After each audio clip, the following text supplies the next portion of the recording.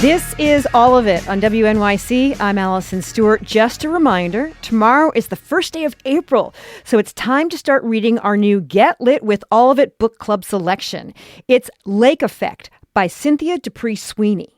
The story follows a woman named Nina, who is living in Rochester when we first meet her in 1977.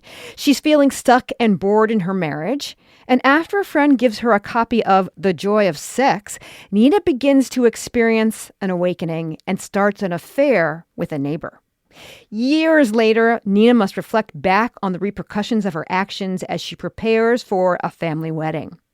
I will be in conversation with Cynthia Dupree Sweeney on Monday, April 27th at 6 p.m. at New York Public Library's Stavros Niarchos Foundation Library Branch. To find out how to get the book, the e-copy, and to snag your free tickets to the live event, head to wnyc.org/getlit. Again, that's wnyc.org/getlit. Happy reading to you. Now, let's learn about Judy Blume.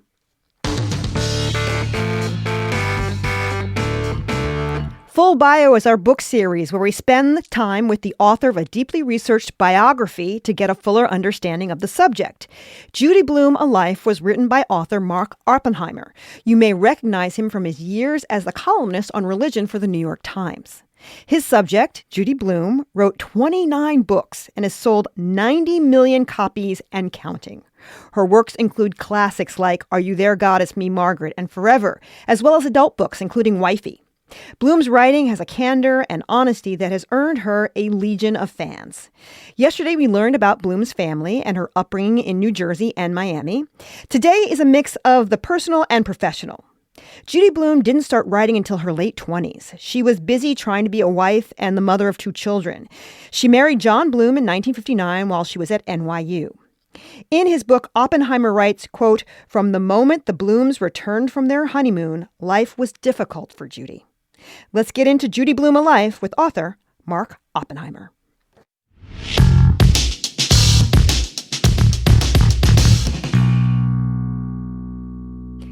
Judy had 3 husbands. Her first husband was John Blume, who she married in 1959.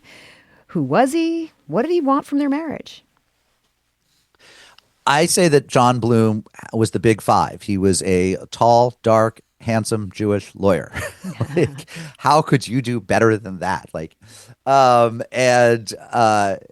I think of all of those. I'm only 2. I'm only dark and Jewish, but I don't got the. I don't know that I'm just tall, handsome, and I'm not a lawyer. So, but Judy really hit the jackpot, and they met at a party when she was home, either for a weekend from college or a vacation. He was from a neighboring town in New Jersey. He was 6 years her senior. He was doing his Army service, but had already attended law school. And they fell for each other. It wasn't one of the great romances ever. It was much more that they were attracted to each other. She was very pretty. He was very handsome. They were both bright. John Blume was really a sharp guy. She was a big reader. He read less than she did, but he read. So in that sense, when you think of all the bad matches that were made in times past, or even today, people who get together because they're desperate, they want children, they think it's the right thing to do, and they have nothing in common. By those standards, this was actually a pretty good match. They had a lot in common, but it wasn't a passionate love story. They broke up at least once before they decided to get engaged. He didn't really propose. They went for a long walk, and by the end of it, they had decided to make a go of it. And then they got married the next summer, which is the summer before her senior year at NYU. And pretty soon thereafter, she was pregnant and would, in quick order, have 2 children, have her daughter and her son. So it happened. It wasn't a disaster. And it lasted 15 years, which was, all things considered, pretty good. You're right, though, that I don't like to say he didn't care about his children, but there's a scene where his daughter is born and he doesn't really bring it up. He's golfing the next day. Well, I had a great interview with his best friend who is still alive. He was had been in the Army with him and is a fellow lawyer in New Jersey. And they probably had, it's arguably they spent more time together than John did with Judy. They were just really close friends. in a way that's fairly moving to hear about. But nevertheless, there were things they didn't talk about. And this friend reminisced that John was playing golf with him the day after the baby had been born. And, it was pretty late in that. Maybe they were on the 14th hole out of 18 or something before John mentioned, oh, yeah, Judy had the baby last night. So he was not an extremely doting father. What I say in the book is that when people talk about John as a father or as a husband, they always say ... for his time. Like, he was a good husband for his time. He was a good dad for his time. When standards were pretty low, he was pretty good. He was faithful. He was stable. He was a provider. He did come home at night and worked a long day, but then he came home. He wasn't out drinking or shooting pool or whatever. He was a constant presence, but he was not bathing the children all the time, reading them a lot of stories, playing with them all the time. I mean, and to be fair, some men were. There really were doting dads, even in that era when men weren't required to be. And John wasn't. How did Judy cope?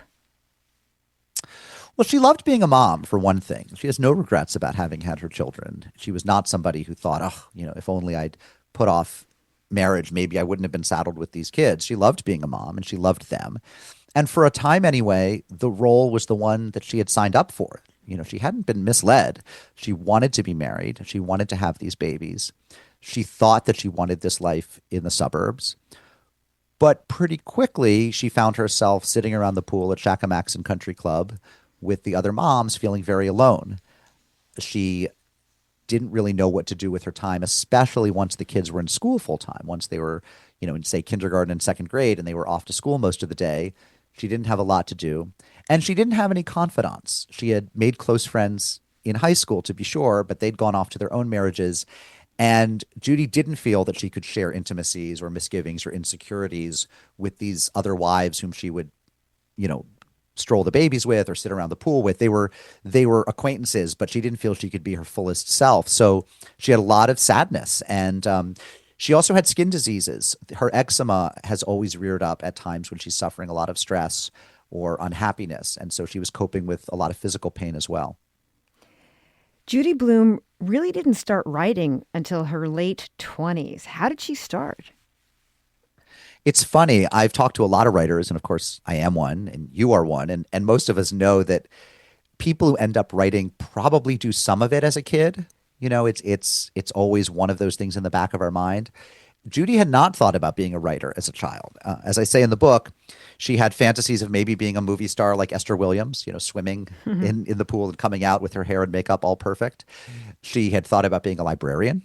She loved the library, loved being, in the stacks looking for books. Of course, being a teacher was always an option for a bright girl becoming a woman. And she had majored in education at NYU and gotten her teaching certification, done her student teaching. So she had these other options, but she really wanted a creative outlet. She was home. The kids were off at school. John was working long hours at his law firm. And she started by writing songs. She plays piano.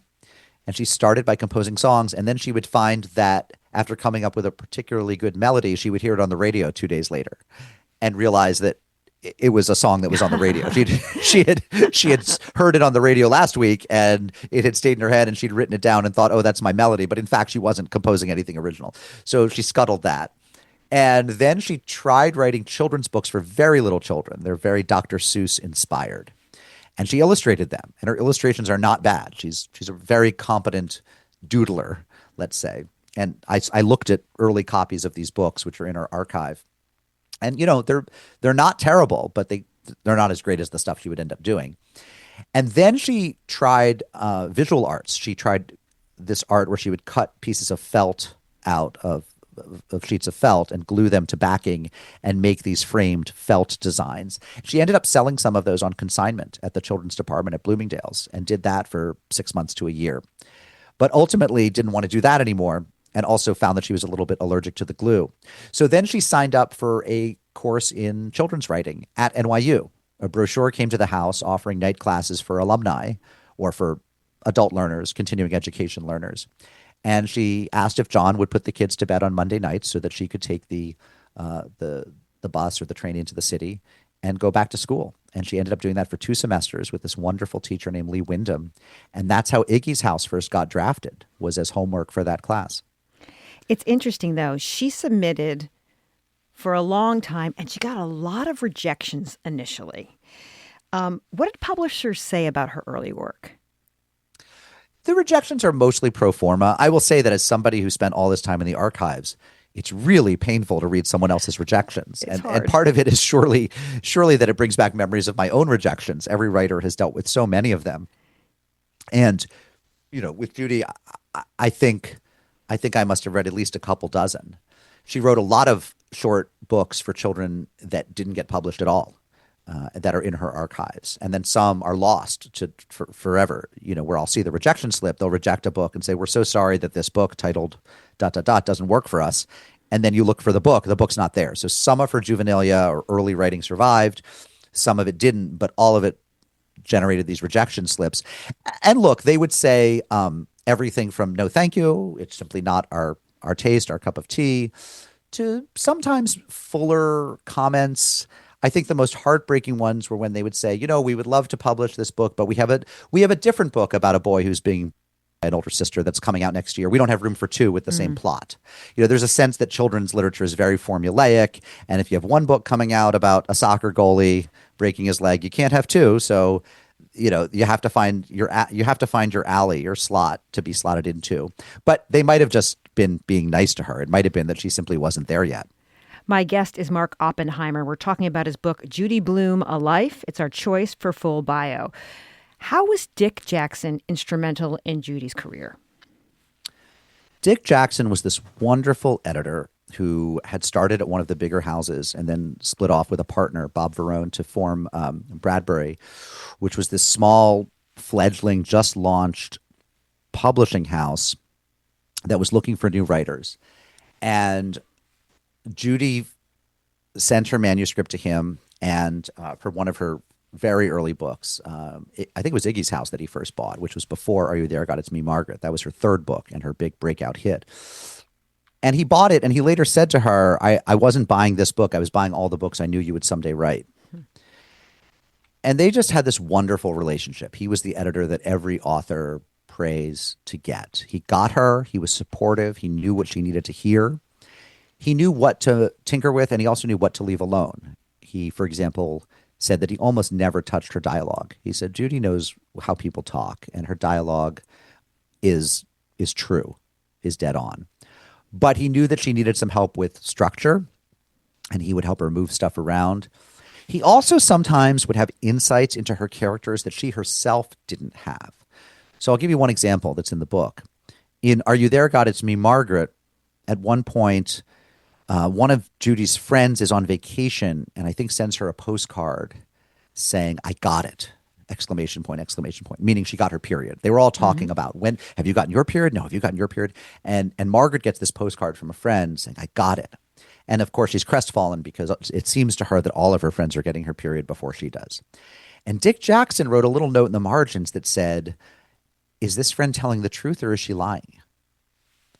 Interesting. And Judy had this, this epiphany where she realized, oh, the friend is lying. Margaret does get the postcard. The plot is right, but the motivation, Dick understood this friend's motivation better than Judy did, which is Dick knew this character would be lying about having gotten her period. And so that injected this other note, this kind of deeper layer and more drama into the friendship that wasn't there in the earlier draft. So Dick sort of knew Judy. He also knew her characters. He understood her. He read her mind a little bit, the way a great editor does. And he ended up being this incredibly fruitful collaborator for the next decade or so. You note that Judy Blume wrote in the first person. What did this allow her to do creatively? Yeah, starting with Margaret, almost all of Judy's books for young people are in the first person. I think the exception is starring Sally J. Friedman as herself, which I think is third person. But the classic books, Deanie, Blubber, Margaret, Then Again, Maybe I Won't, etc., are in the first person. And the first thing to say is it simply fit Judy's voice. Every writer has to figure out what her or his voice is and how to pull it off and what it sounds like. And very few of us get there on the first attempt. We write and write and write until we figure out how it is that we sound most like ourselves. And here was Judy on her third book realizing or discovering that she's very good at inhabiting a character and speaking in the voice of that character. And of course, Margaret starts off with this brilliant opening. Are you there, God? It's me, Margaret. She's at prayer. And we're immediately inside this girl's head. We immediately feel that we know her incredibly intimately from page one. It's also quite radical in 1970, I think, to take this girl and make her the daughter of an interfaith marriage. Dad is Jewish, mom is Christian. There's a lot of tension around that, it turns out, in the novel. And put her at prayer, have her talking to God in a book that is not explicitly religious. A book, in fact, that ends up angering a lot of conservative religious people. But here she is forging her own relationship with God as somebody who doesn't go to church or synagogue or anything. It's just like brilliantly creative. And I think that came out of the first person. It's interesting, her first few books, Iggy's House, it's about a black family moves to the neighborhood. Are You There, God? It's Me, Margaret, about religion, about menstruation. Those are, it's like two of the things you don't talk about at dinner tables, race and religion. Did Judy know she was wandering into what could be considered controversial territory? Well, she's not stupid. She's very smart. So she knew. And she's not naive either. Mm-hmm. So she knew. She was writing Iggy's House in the aftermath of the Newark race riots. And there she is less than a half an hour from Newark. So race was very much on her mind. And I think that book suffers a little bit from feeling like a commentary on current events. I think that book does hold up. And white and black writers have told her over the years that it holds up, that it's not cringe-inducing to read that book now. It feels authentic. It is from the point of view of this white family, but it feels authentically from their point of view as they struggle with how to feel about racial integration. And it's also a generational divide because the children are at odds with the parents, with the mom about this, and with some of the adults in the neighborhood. It really holds up pretty well. But in some ways, it was her first and last book that was explicitly a comment on current events. After that, she really did try to proceed from characterization first. That is to say, she wasn't trying to write a book about menstruation or about breast development. She was trying to write a book about Margaret Simon and the stuff that Margaret Simon was going through. And one of the points I always want to make about Judy and some of these quote unquote controversial novels is the stuff that happens in them is not controversial or even abnormal. Menstruation is completely real. It's not, as opposed to if you said, oh, she's writing a book about threesomes or a book about, heroin abuse or something like that, you could say here she's writing these books about choices that some people are for and some people are against. But menstruation is a fact of life in the truest sense. And when she's writing Blubber, I mean, the fact that there are people who are overweight or who are shamed for being overweight is just true. It's actually not controversial or debatable. What was interesting was that she put these true stories in language that young people could understand, could make their own, in books that were marketed to young people. That was the innovation. By 1974, you note that in 5 years, Judy Blume wrote 10 books. Why was she so prolific, and was that a problem in any way? When she came out of the gate, she really came out of the gate. I mean, she had a lot of pent-up creative energy. She has a tremendous work ethic, and that's something that you can't, one can't say that too much, that having a work ethic is probably the first most important talent for anyone who wants to be a published writer.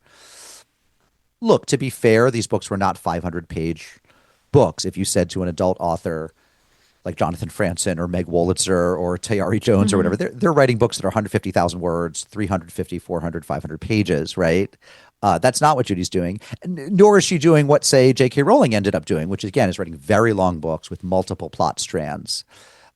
Except for Then Again, Maybe I Won't, which really does weave in several different plots and is a bit longer. Her books tended to be fairly narratively contained with kind of one or two plots that proceed over about 200 pages. Still in all, she wouldn't have pumped out that many books if not for this terrific work ethic and the fact that she had this great relationship with Dick Jackson. So the second she finished one book, she was already drafting the next one. She slowed down a bit when she got really famous because, when you get to the other end of these 5 years, say by 1975, she's answering a ton of mail. She's giving speeches. She's traveling around doing book signings, talking to librarians, talking to book clubs, you name it. And, talking to her agent, fielding calls from Hollywood. So she becomes a victim of her own success in that once she's really famous, she becomes less productive. In 1975, Judy Blume published Forever, a book about teenage life, sexuality, intercourse, and then it was marketed as an adult book. It's not an adult book, we should say. Why did the company go ahead and market it as an adult book? Well, this was a concession. It's not a children's book and it's not an adult book. It's probably her truest YA book, which is to say it's about 17 or 18-year-olds. And it was probably read mostly by 13 and 14-year-olds, right? Children always read a little they want to read about characters a bit older than they are, right? You don't want to read about kids your age. When you're 15, you don't want to read about 15-year-olds, and you certainly don't want to read about 10-year-olds. You want to read about people a little more mature, having slightly more adventuresome experiences than you're able to have. So Forever and then later Tiger Eyes are really her two YA level books, which is to say they're for, let's say, high school freshmen, middle schoolers or high school freshmen about kids who are a little bit farther along in high school. That said, it was pretty clear in the mid-'70s that putting out a book in which the two main characters have consensual, happy intercourse, consequence-free intercourse, was perhaps a bit much. And so there was a sense that Dick Jackson felt and that Bradbury felt, the publishing house felt, that it had to be marketed to adults. So you end up with kind of Judy and her editor in the house all sort of at cross purposes about what to do with it. And even in the reviews at the time, you can find some critics treating it as a short adult novel about younger people. And then you can find some treating it as a very advanced, precocious novel for young people. So that it's a problem novel in that sense. Yeah, Forever caused quite a bit of hand-wringing. Who were the first people to start targeting Judy's books? Well, very early on with Margaret, again in 1970, we have high school principals saying, that book's not going in our library. As the 70s ground on, there were more challenges to books. We don't have great statistics on this, I should say.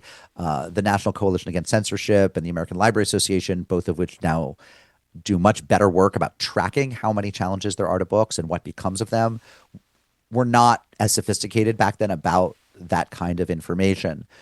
But we do have a sense anecdotally and from news reports that when you get into the late 70s with the rise of the moral majority and then into the 80s with what became the Christian Coalition and the activism around schools, around sexuality, around reading, around, quote unquote, protecting children from bad influences, that there are more challenges to her book. So those ramp up as the late 70s go on and move into the 80s.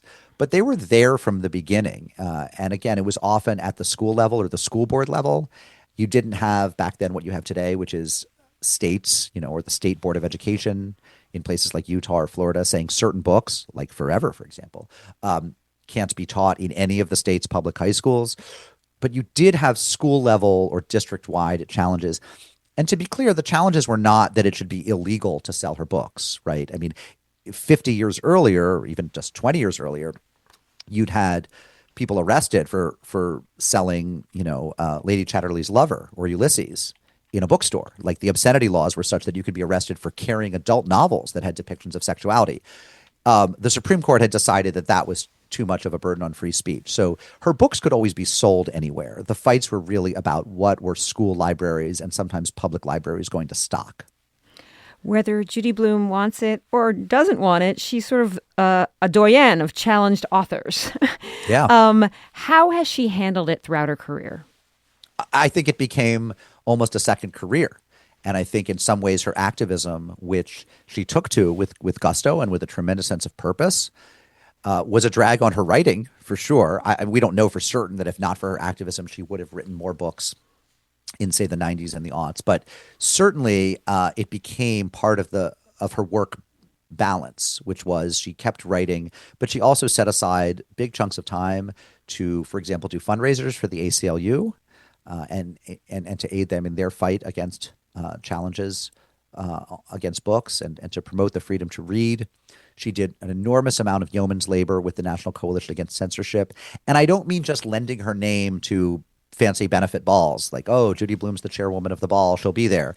I mean that you can go into her archives and find handwritten notes that she was sending to other authors to get them involved. Here she is writing to Stephen King and Kurt Vonnegut and you name it, saying, we really need you at this event in New York, or we really need $50. Or, I mean, she was one of the worker bees doing the kind of envelope stuffing, literally and figuratively, in the fight against censorship and for the freedom to read. So it became very close to her heart, and it has been her primary expression of her citizenship in the Guild of Authors and Writers. That was Mark Oppenheim, the author of Judy Blume, A Life, Our Choice for Full Bio.